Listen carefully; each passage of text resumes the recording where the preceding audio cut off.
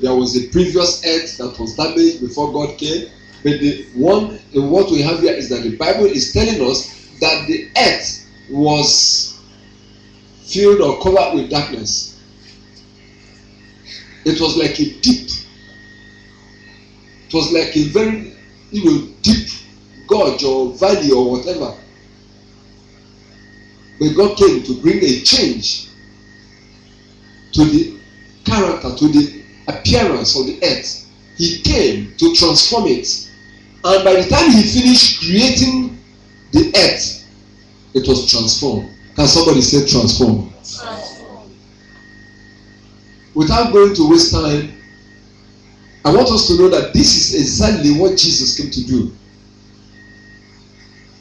God did not create the earth just for the earth to be there. Remember that after he created the earth, called forth for light and everything, he created man and placed him here on earth.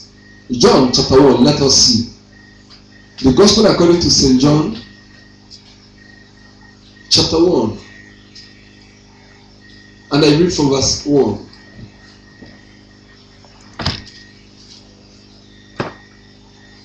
The Gospel according to St. John, chapter 1, I read from verse 1. In the beginning was the Word, and the Word was with God, and the Word was God. The same was in the beginning with God. All things were made by him, and without him was not anything made that was made. In him was the life, and the life was the light of men. And the light shineth in darkness, and the darkness comprehended it not. When you look at this passage, you will see clearly that this is the book of beginning of the New Testament. And this started just like Genesis chapter 1, where we read in the beginning. And remember that John the Beloved is the disciple that was closest to Jesus. He was the one that will always lean by his side. He was the one that will always, stay around him. Even after the resurrection, when Jesus asked Peter to follow him. And after a while, Peter looked back and saw John following behind. And he asked Jesus, what will this do? He got a rebuke for that question. He said, what does it matter to you if he follows me, or if I say he will live until I come? Yours is to do what you are asked to do. Follow me and live in. Amen. So in the beginning was the Word, and the Word was with God. And though this beginning was about the Word of God, and we are told by him were all things made. And without him was not anything made that was made. Hallelujah. Amen. God's transforming power is released for your sake, for your health, for your life, for your goodness, for your well-being. When you look at the Lord Jesus Christ, we will see that at his death, some people believed that his end had come. The Jews believed that his end had come. The enemies of the gospel believed that his end had come. The forces of darkness believed that his end had come. And while they went home to rejoice that they had eliminated, destroyed their disturber, on the third day, they were shot. The soldiers ran in to tell them of what happened. The soldiers ran to them to report to them how the earthquake took place and how he had resurrected. You know it, will read it. I don't want to be going from scripture to scripture. But you will see that there was a testimony that he resurrected.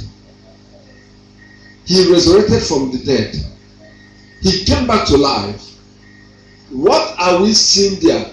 God's power came down, changed things, disturbed and removed, destroyed everything that was created by man to hinder him from rising from the dead. And Jesus came back to life. Not only that he came back to life, he walked out of the grave. Not only that he walked out of the grave, he visited people. We are told that he visited more than 400 people. apart from the disciples.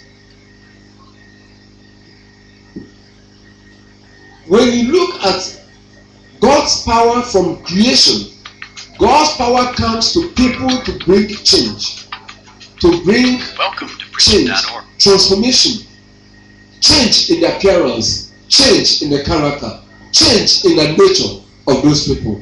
Now, when you look at the Lord Jesus Christ, Matthew chapter 28. Matthew chapter 28.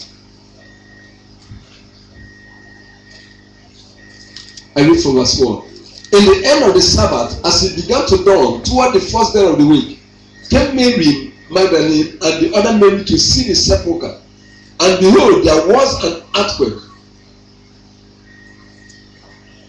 That earthquake there represents the power of God that came down, the way it rocked the whole ground, the way it rocked the earth. And behold, there was a great earthquake. For the angel of the Lord descended from heaven and came and rolled back the stone from the door and sat on it. Hallelujah.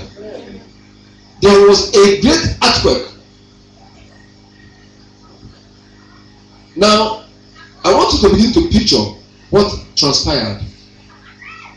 To men, they saw and felt the earthquake. I know that today, some of us, they will not experience it and we don't pray to experience it. But by watching the telly and the news that cast, you will see what has happened to Japan of late. In the month of March, just within 1 month, Japan suffered earthquake twice. Before it completed 1 month, in this April, they had another one. So we understand, we have seen it either in movies, we've seen it on the telly or through the news or wherever. Now, imagine where God's power came down, rocked the whole place. The soldiers that you are watching the tomb, they were there. Remember that they placed soldiers to watch the tomb, so that nobody will come to carry him away. They didn't believe he will resurrect. They were not expecting him to come back to life. So they put soldiers to hinder, to frustrate any attempt by the disciples of Jesus to come to steal his body. So these soldiers saw it live. These soldiers experienced the earthquake. I do not know both the appearance of the angel that came down and the earthquake. The Bible said that they were like dead men.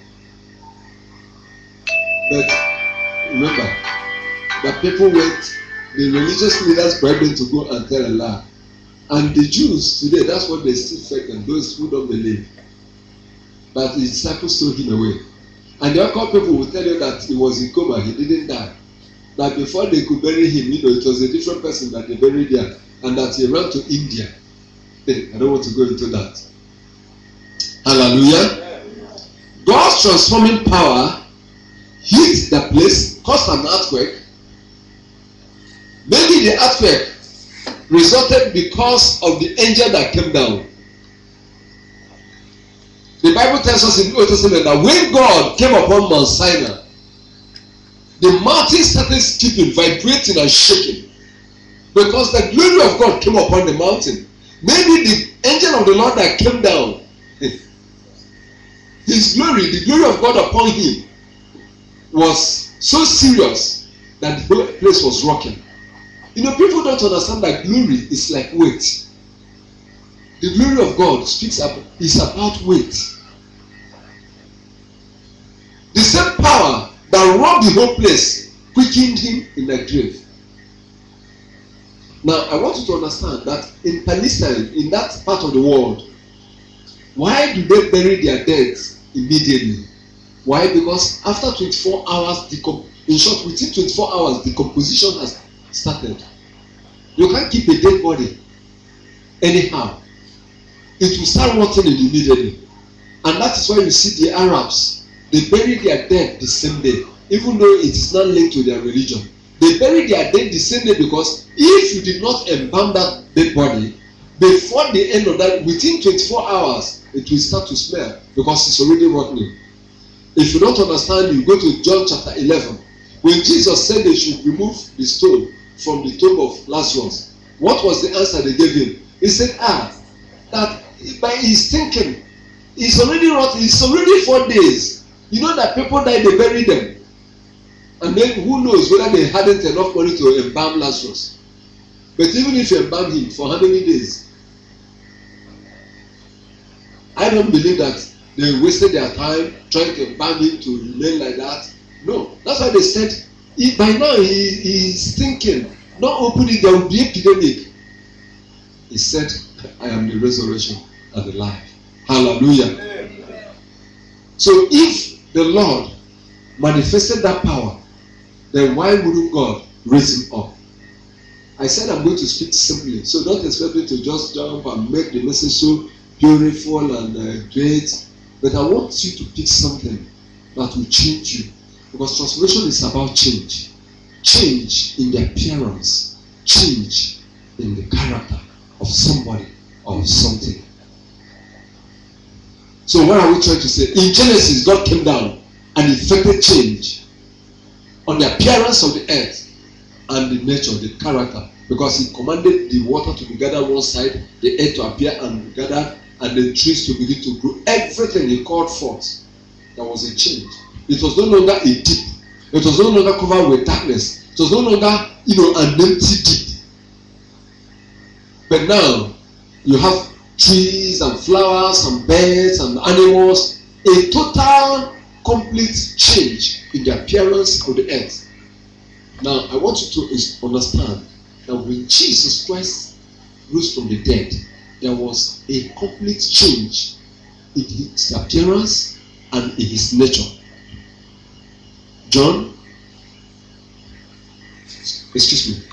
Luke chapter 24.